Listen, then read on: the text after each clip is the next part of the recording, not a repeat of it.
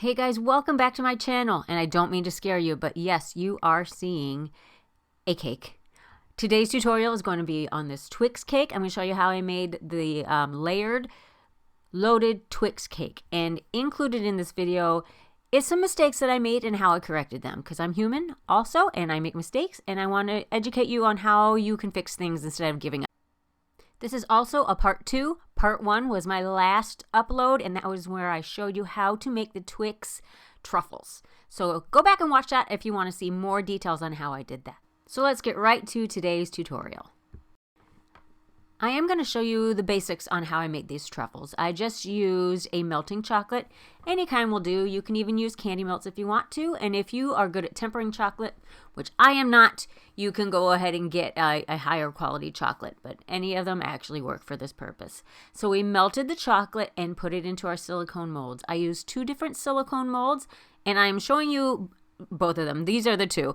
I showed you how I filled the half spheres, and then I also did fill the full sphere ones and put them in the refrigerator to firm up, then pulled them out, and I filled them with some homemade caramel. This is my cheater caramel. I will try to remember to put the link to the recipe in the video description. I piped that in, and then I had some shortbread cookie rounds. I cheated and used just a regular store-bought shortbread cookies and cut them to size. Put them in there on top, but it'll turn out to be the bottom. But anyway, after the caramel, then I filled in with more of the chocolate to close them up. Put them back in the refrigerator to chill, and then just pop them out. The full spheres are harder to get out of the mold just because of the nature of what it is. And then to get some of the shortbread crumbs on the top, I just smashed up some of the extra shortbread cookies that I had. Used a torch to kind of melt the top a little bit. You don't need to melt it for very long, just enough to get those crumbs to stick. I did make those truffles the week before I put the cake together. The trick to that is you can freeze them, but just thaw them out, put them in your refrigerator first until they are not frozen anymore, and then bring them to room temperature slowly. So like bring them out the night before you need them and put them in your refrigerator, and then in the morning, the next day, you can bring them to room temperature. So I had just leveled all of my cakes, and I put some simple syrup on them. Now this cake recipe is a very fluffy recipe. It's got a tender crumb. So that is where part of my problem came into play here. I had a very fragile cake, and what I should have done first off was pop these into the freezer for maybe 10 minutes before I even started to assemble this cake. That was part of the problem. The simple syrup you would not have to do, but I was not serving it. The party was not that day. This was for my son's birthday, just so you know what I made this for. The party was not that day. So I wanted to make sure that the cake was going to be fresh and moist, so I added some simple syrup. It's kind of a general thing that I do, but you kind of have to go by the cake recipe that you're making. So now I've used chocolate buttercream. I just add some melted chocolate chips to my regular buttercream is what I do for that. I did a thickened dam around the outside edge, which is supposed to help keep the filling in, and it did work, but we had a couple things going against us on this day. Then I put some caramel, some more of that caramel, a layer of that, and I layered up some of the shortbread crumbles. I kind of wish I had some thicker pieces, like not so much dust, so that you would have noticed it more, but it still worked out fine. And I even thought about doing a shortbread crust on the bottom of this cake, or even layering it up with the actual cookies in between the layers, so you get a thicker layer of the shortbread. But what happens, and I have done this in the past, and what happens is that you have a really hard time getting your pieces cut because of that thickness of the cookies. So that's why I crumbled it up. Then I did just a layer of some chocolate ganache. I just used milk chocolate chips and heavy cream.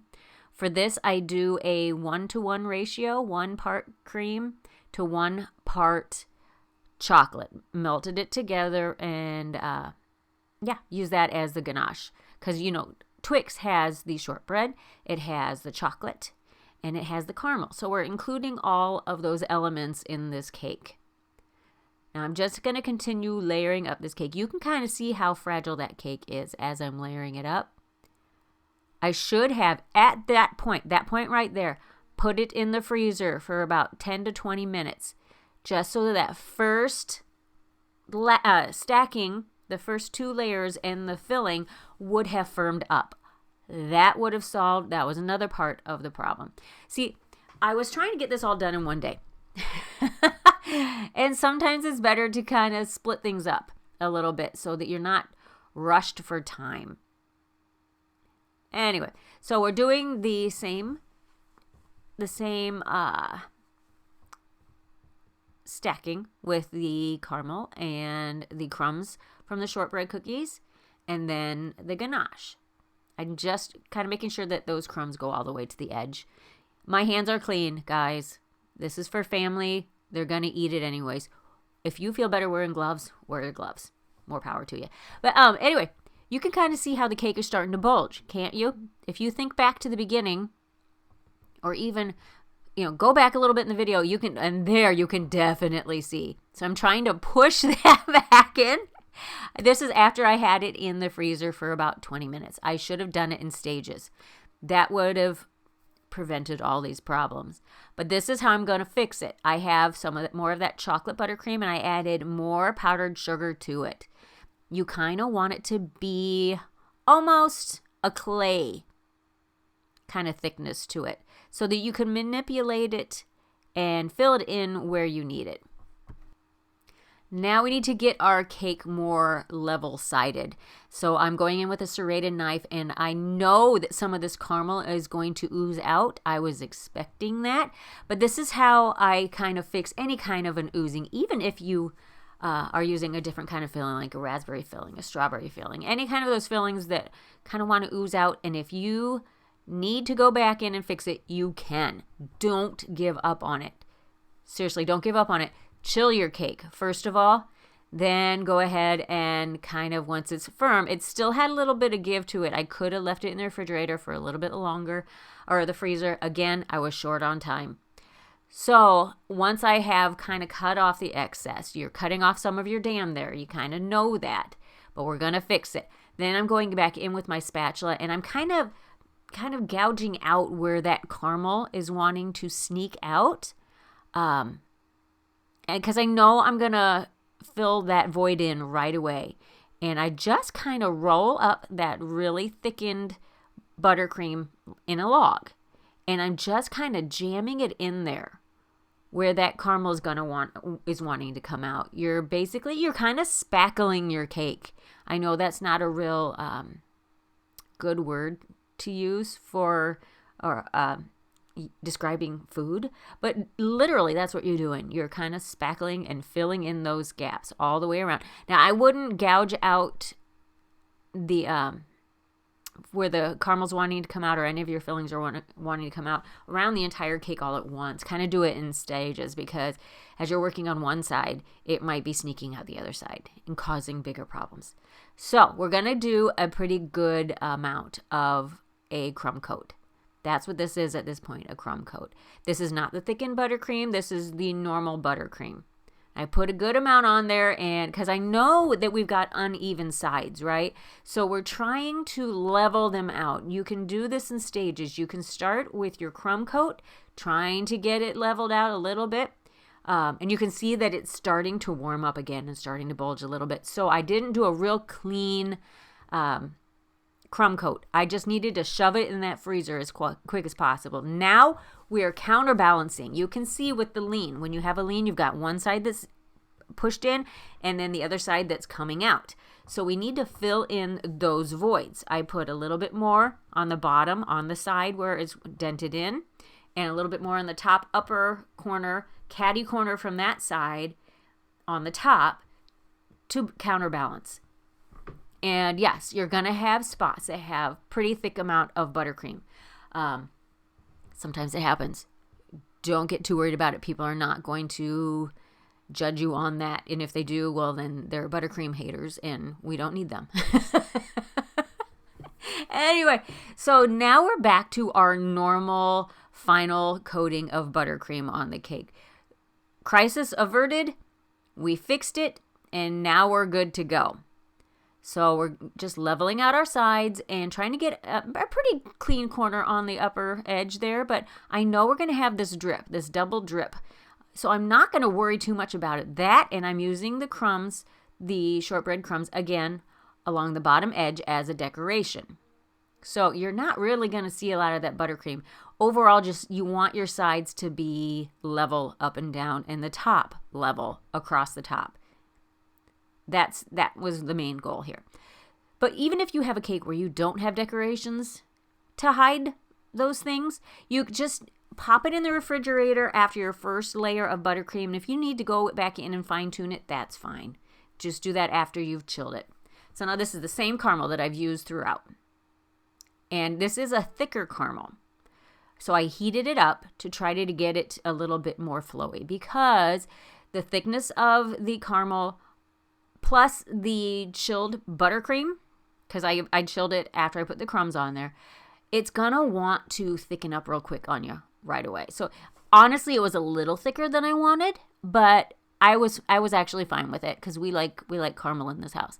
And I'm just trying to kind of give it a chance to run down the sides and do more of an organic drip, not so much of an organized, really thought out drip. This is more rustic is what I was going for. And then put that in the freezer and chill it till your caramel has firmed up. Doesn't have to be hard, just firmed up so that you can go in with your ganache on top of that. Now, yes, this is another problem I had, but we fixed this too.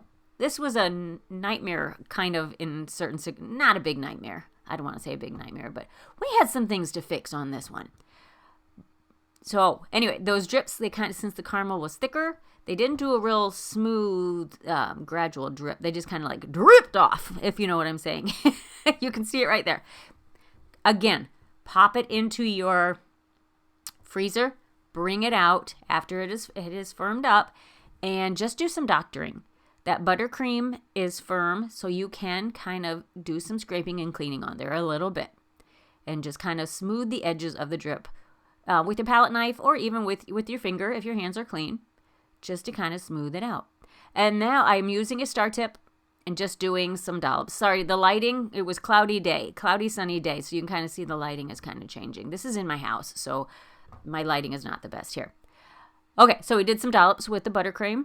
And then in between those, I'm doing shortbread cookies that I cut in half. And then now we're using our truffles on top of the buttercream dollops. Anyway, on top of those. And then I also put some towards the bottom. I'm just kind of arranging them on there, making sure everything is staying where I want it. And then some more of the decorations on the bottom edge. I'm just attaching them with a little bit of buttercream. And then I had a topper, so I went ahead and put that on. Just a happy birthday topper. If this is not for a special occasion or a specific occasion where you have a topper, you can just go ahead and leave that off. Then I filled in with some more of the truffles in the middle. I wanted to use everything I had. I did have a few extra truffles, and we just served those to our guests if they didn't want cake. So here's the finished product. I really like how it turned out. You could do this with lots of different candy themes, really. Just think of the elements that are in the candy and incorporate those in your layers. So I hope you liked it. I hope you got some good ideas, and we'll see you on the next one.